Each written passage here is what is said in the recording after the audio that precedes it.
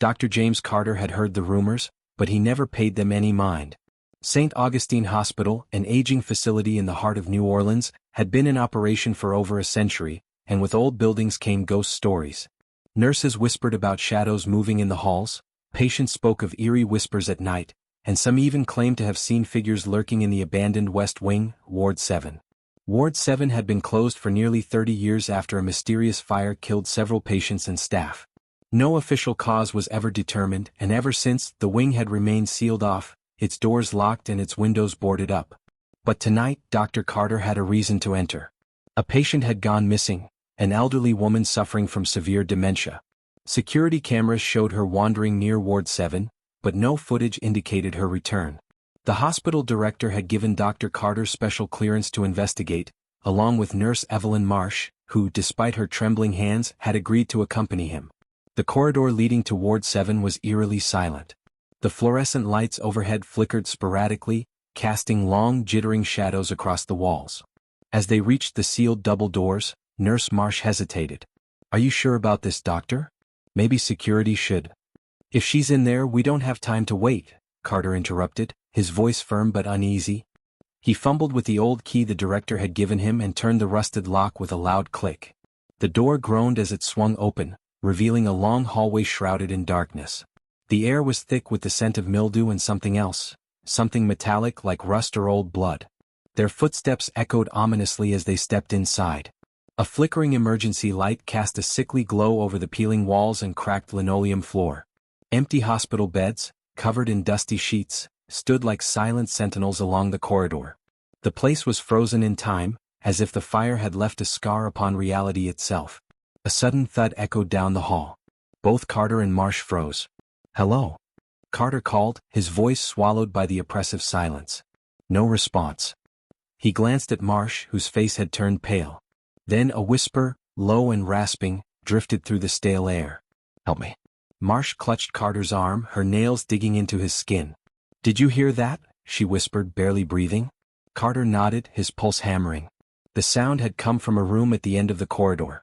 Slowly they advanced, each step growing heavier, the darkness pressing in like a living thing. The door to room 709 was ajar. With a deep breath, Carter pushed it open. Inside, the room was dark except for the moonlight seeping through a broken window. The bed was empty, but the sheets were crumpled as if someone had been lying there moments before. A wheelchair sat in the corner, its wheels rusted, its seat torn. But it wasn't empty. A figure sat there, hunched and still. "Ma'am?" Carter took a cautious step forward. The figure's head twitched and then, slowly, it turned toward him. The face that emerged from the shadows was gaunt and contorted, its eyes sunk in pits of blackness. Lips stretched into a grotesque grin, revealing teeth stained dark with something foul. Then it screamed. A shriek so inhuman, so filled with anguish and rage, that it shattered the oppressive silence and sent a wave of sheer terror crashing over Carter and Marsh. The wheelchair moved, lurched forward, and the figure launched itself toward them. Marsh screamed, and Carter stumbled back, slamming the door shut just as the figure reached the threshold. Something heavy struck the wood from the other side, the impact rattling through the walls. The guttural, garbled screeching continued as they ran, faster than they had ever run before, toward the exit. They burst through the doors of Ward 7, gasping for air, their hands trembling as they forced the lock back into place. The screams stopped abruptly, leaving only the eerie hum of the hospital's ancient ventilation system. Dr. Carter turned to Marsh, whose eyes were wide with terror. "That wasn't a patient." She shook her head, her lips trembling. "Then what the hell was it?" From behind the locked doors of Ward 7, a whisper slithered through the crack like a dying breath. "Help me."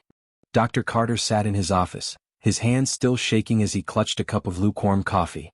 The image of that grotesque face was burned into his mind, haunting the edges of his vision every time he blinked. Across from him, Nurse Marsh sat stiffly, her fingers intertwined so tightly that her knuckles had turned white. "We need to tell someone," she whispered. Carter exhaled sharply, rubbing his temples. "Tell them what?" "That we saw something? That Ward 7 isn't just an abandoned wing, but a place where nightmares fester? Who would believe us?" Marsh shuddered. "The patient is still missing. If that thing was real, then where is she?"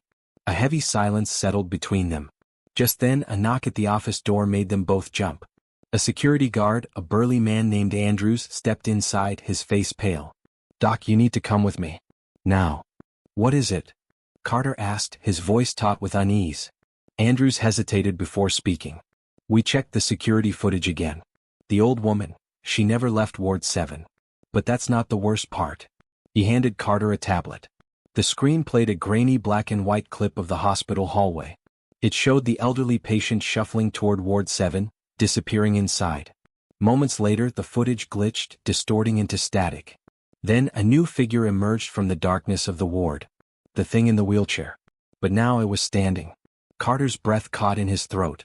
The figure's twisted limbs moved unnaturally as it stepped into the hall. Its head tilted sharply as if listening. Then, with an eerie fluidity, it turned toward the camera. Its mouth stretched wide, revealing jagged teeth. And then, as if it knew it was being watched, it lifted a skeletal finger to its lips. Shh. The footage cut to static. Marsh let out a strangled gasp. That thing got out, didn't it?"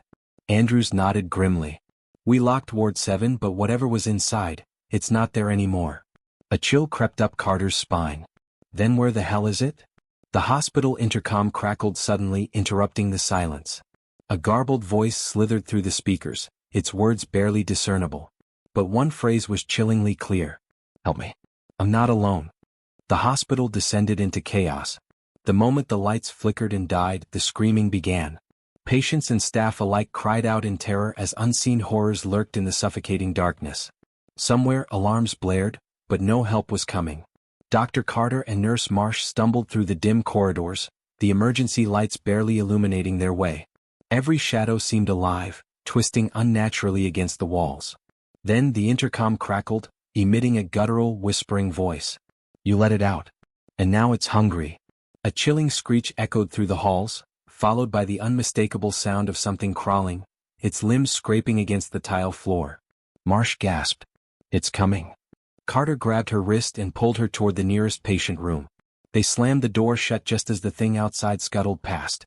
Through the small window, Carter saw its silhouette, twisted, inhuman, its elongated limbs dragging against the walls. And then, it turned its head. Not just a turn, but a complete, unnatural rotation, until its hollow eyes locked onto Carter's. The lights in the room flickered violently.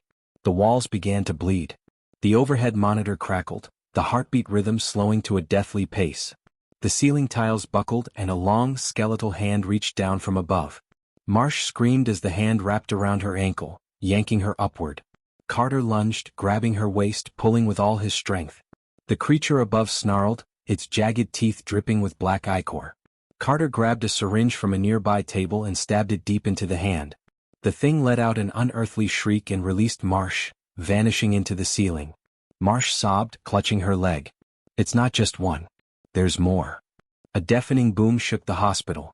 The windows shattered and the entire building seemed to pulse, like a living, breathing entity. The intercom crackled one last time. "You let us out. And now we feast." The door burst open. The shadows swallowed them whole. And the screaming never stopped. Carter awoke to the sound of screaming. His head throbbed, and his body ached as if he had been thrown down a flight of stairs. He blinked, his vision swimming, and saw the dim outline of hospital equipment scattered across the room. The fluorescent light above flickered erratically. Beside him, Marsh lay motionless, her chest rising and falling in shallow breaths. Blood smeared her face. Then the screaming stopped. A silence, deeper than before, settled over the hospital. Carter forced himself up, his knees weak beneath him. The shadows in the room seemed thicker, pressing against the walls as if they had weight. Something was here. Watching. A slow, dragging sound echoed from the hallway. Carter swallowed hard. He grabbed a metal 4-pole, his only weapon, and nudged Marsh. "Wake up. We have to move." She stirred with a groan, then suddenly tensed. "Carter. Behind you." The hair on the back of his neck stood up. He turned slowly. The thing stood just inside the doorway. No longer just a shadow but something corporeal. Its twisted form twitched unnaturally, its elongated limbs curling and uncurling like the legs of an insect. It had no eyes, yet he knew it saw him. A guttural sound bubbled from its throat, a low, unnatural gurgle. The air grew thick with the stench of rot. It lunged. Carter swung the 4-pole, the impact landing with a sickening crack. The creature reeled, its body distorting, and let out a horrific wail. But it wasn't retreating. It was angry. "Run!" he shouted, grabbing Marsh's arm. They burst into the hallway, the darkness stretching out in every direction, closing in like a living thing. Doors along the corridor flung open, revealing more figures, emaciated, twitching, their mouths gaping in silent screams. "We're trapped," Marsh whimpered. Carter's mind raced. They needed a way out. And then he remembered, the morgue. It has a back exit. But to reach it, they had to survive the nightmare that awaited them. And the darkness was still hungry. Carter and Marsh sprinted down the dark corridor, the sound of their frantic footsteps swallowed by the dense, suffocating silence that followed them. The morgue was just ahead, but the shadows moved unnaturally, stretching toward them like grasping hands. Almost there. Carter shouted, his breath ragged. The morgue door loomed before them, slightly ajar. Carter pushed through, pulling Marsh inside before slamming it shut. He locked it, his hands trembling. The room was colder than he remembered, the temperature biting into his skin. Rows of steel drawers lined the walls, silent, waiting. A single fluorescent bulb flickered above, casting erratic shadows. A whisper slid through the air. "You shouldn't have come." Marsh shuddered, pressing her back against a cold steel cabinet. "Carter, we can't stay here. It's everywhere. It sees us." Carter turned, scanning the room. There, a secondary exit leading to the maintenance tunnels. He grabbed Marsh's wrist. "This way." They hurried toward the door, but as Carter reached for the handle, a violent bang shook the room. The morgue drawers rattled as something pounded from the inside. Then one by one the drawers slid open.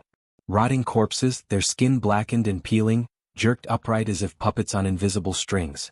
Empty eye sockets turned toward them. The air thickened with decay. Marsh screamed. Carter yanked the door open, dragging her through. They stumbled into the dimly lit tunnels beneath the hospital. Pipes dripped and the walls pulsed as if alive. The sound of dragging feet followed them. They ran blindly, the flickering light bulbs above offering fleeting glimpses of the horrors that slithered through the darkness. Then, a dead end.